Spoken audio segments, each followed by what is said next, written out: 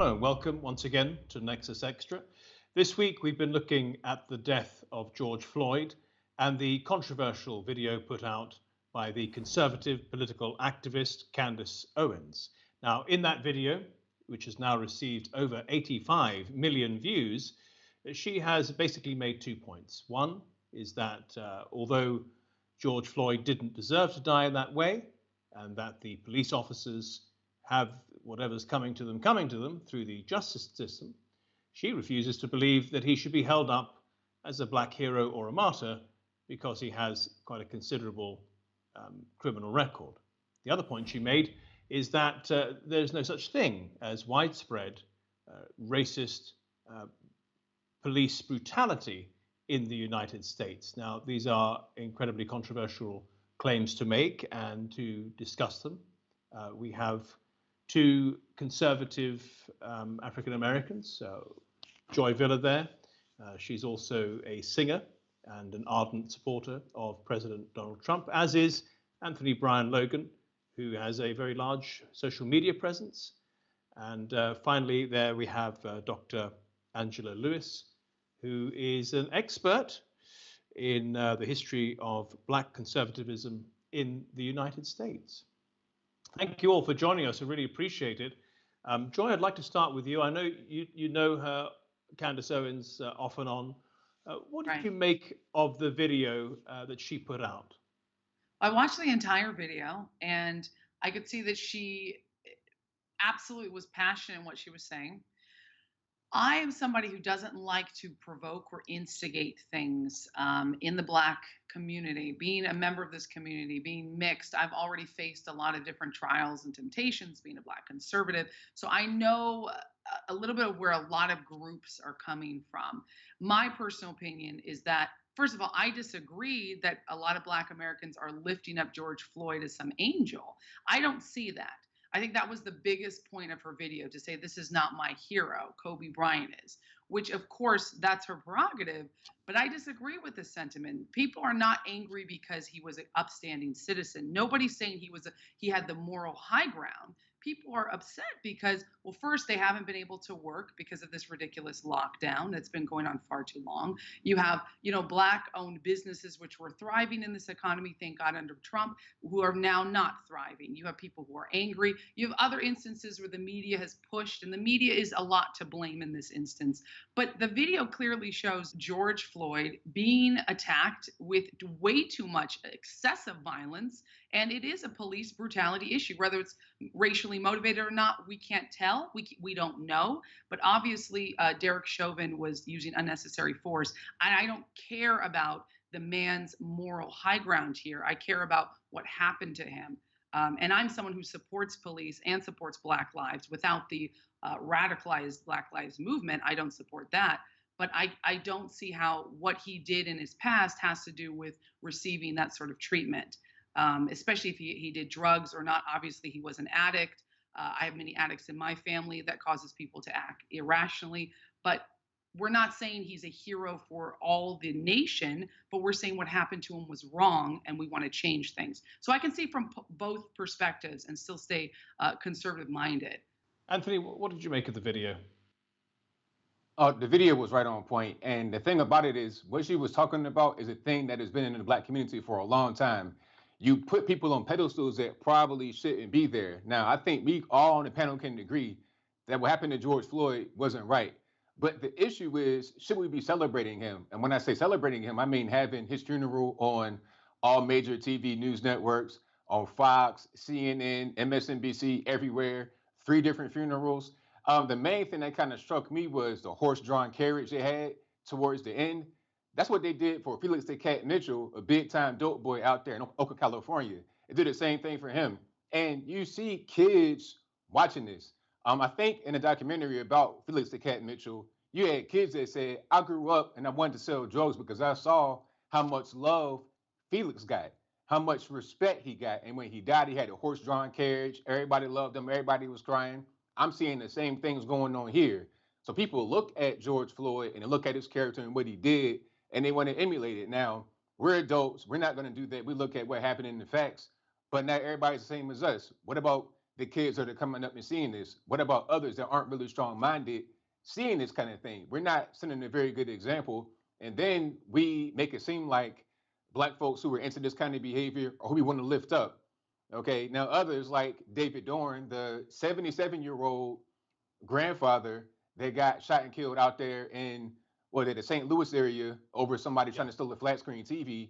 We don't treat them the same way. We don't give them multiple funerals all over the place. It's not a big outrage. You see, there's a difference in the way that these types of things are looked at and covered. And that is the essence of a video. And like I said, this is long before George Floyd.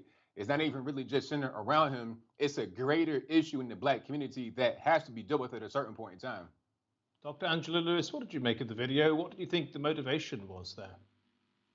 So, as an expert on the Black conservative movement in America, historically there have always been people who come out to the forefront to speak their minds, and particularly those on the conservative side of the ideological spectrum in America. And so I see what she's doing is reminiscent of some others throughout history who have done that. Deneen Borelli, when the Tea Party movement came into existence, was at the forefront of that movement. You can go back to the 80s and point to a number of Black conservatives who came to the forefront in mainstream America to be an alternative voice to the civil rights movement. So I see her from that perspective. She is just the new face of Black conservatism in America. On the second perspective, I see her as a social media sensationalism. Everyone, wants their 5 minutes of fame or however long they get to be trending on social media. And so when she makes these statements, obviously it is for people to watch the videos and to make comments and to spark controversy and conversations. But what we have to remember is that examining George Floyd's life is irrelevant at this point because he is gone. The conversation detracts from the larger problem in America, and that is racial injustice. And so, you have to kind of take these videos and these things that are stated by some people on the conservative side as, their opportunity to be at the forefront of the conversation. But it's a distraction.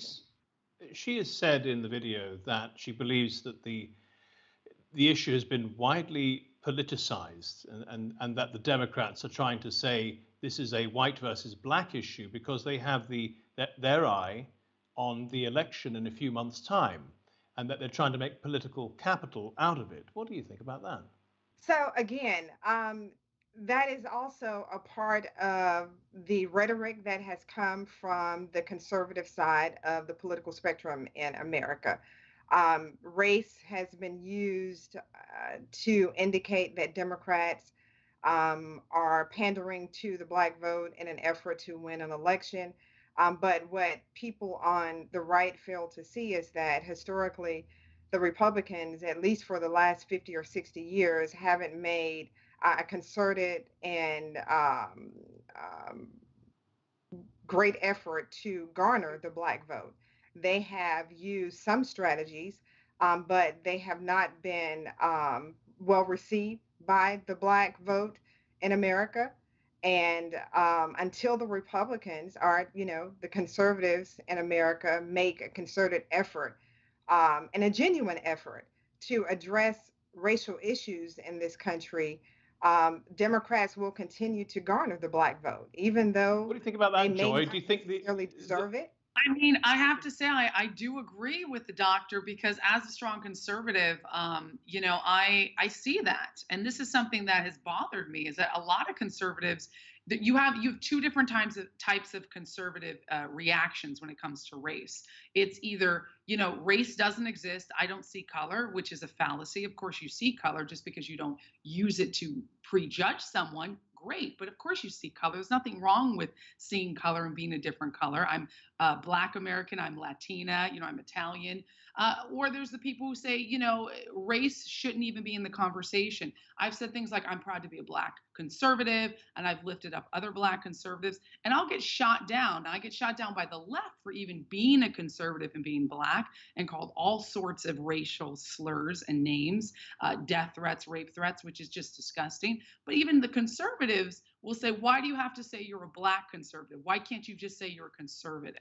Because I'll say I'm a Black conservative woman. Well, because that's more of a smaller group. And I, as an artist, know that being in Hollywood, having walked the red carpets, hitting #1 on, you know, Amazon and iTunes and Billboard, and all these successes I've garnered, they don't usually go hand in hand with being a conservative and a woman of color and being independent. And I think that's something to be lifted up and spoken about. But I do feel that a lot of conservatives are uncomfortable with the idea of race relations. But instead of being uncomfortable, we should embrace it, talk about it, and say, yeah, what are you dealing with? What solutions can we have? Because the only way we can bring solutions to this is to bring attention to it. Now, I'm not on the whole idea that just because I'm a woman of color, I should be a victim, or that somehow gives me less an ability to succeed. It hasn't stopped me one iota. But the truth is, there are people who will use someone's color, someone's ethnic features, somebody's ethnicity against them, of all different races and backgrounds, and that includes Caucasians as well, that somebody will use that and be predisposed to prejudice against them. And I think that the more we can acknowledge it and move on, but through, not over, not say, oh, it doesn't exist, let's keep going. No, it exists, but it's not the #1 thing we need to battle in this country. Anthony, as a leading conservative on social media, what do you make of the remarks that, you know, you, Joy, Candace, Brandon Tatum, Diamond and Silk, and so on, are merely being hoodwinked by the Republicans, the white establishment, if you like, into doing their bidding, if you will, putting their message across as an African American who cannot be criticized for being racist? That's kind of a weird thing to say. It's not really their message as far as the Republican Party or the so-called white establishment. And by the way, last I checked, whites are not like Blacks. They tend to vote like 50-50, depending upon the election. It could go a little bit higher, a little bit lower.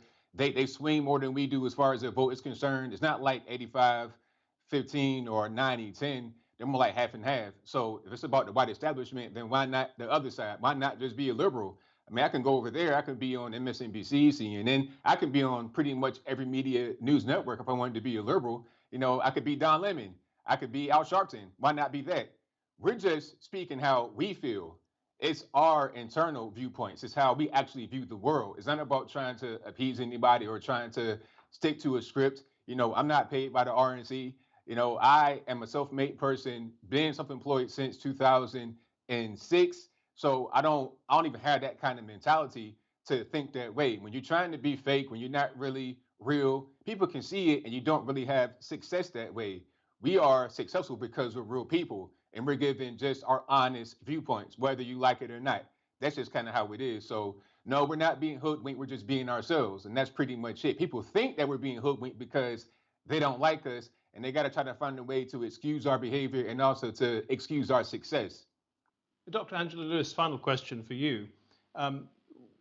Where do you think this is going towards, not just this election, but other elections coming up?